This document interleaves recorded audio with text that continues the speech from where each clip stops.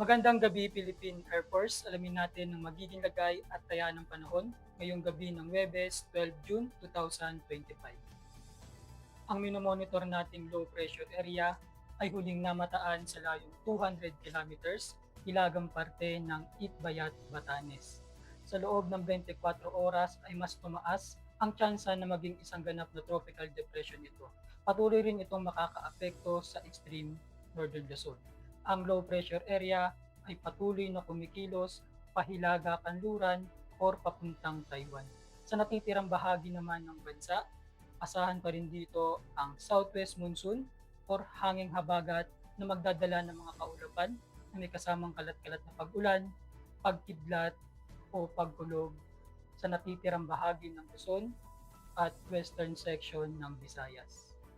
Dahil dito, asahan bukas sa Batanes at Cagayan Valley ang maulap na kalangitan na may kalat-kalat na pag-ulan, pagkidlat at pagkulog.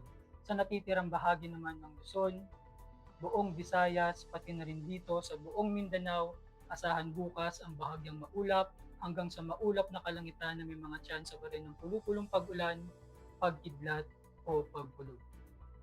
Para sa magiging lagay at taya ng panahon sa loob ng 3 araw, simula Sabado hanggang Lunes sa Metro Manila, Cavite, Angeles, Lipa, Puerto Princesa, Kalayaan Island, Philippine Rice, Lapu-Lapu, Davao, at Zamboanga. Asahan ng bahagyang maulap hanggang sa maulap na kalangitan na may mga tsansa ng pulupulong pag-ulan, pagkulog o pagkidlat.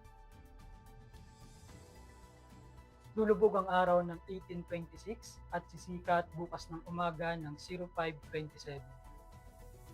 Meron tayong 97% decreasing moon illumination. Para manatiling updated sa lagay at taya ng panahon, i-follow lamang ang aming official social media accounts.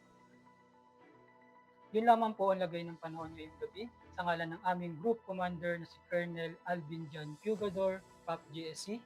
Ako sa Airman First Class Antonio Emrilio Jr., Weather Forecaster ng Air Force Weather Center. Muli, magandang gabi Philippine Air Force.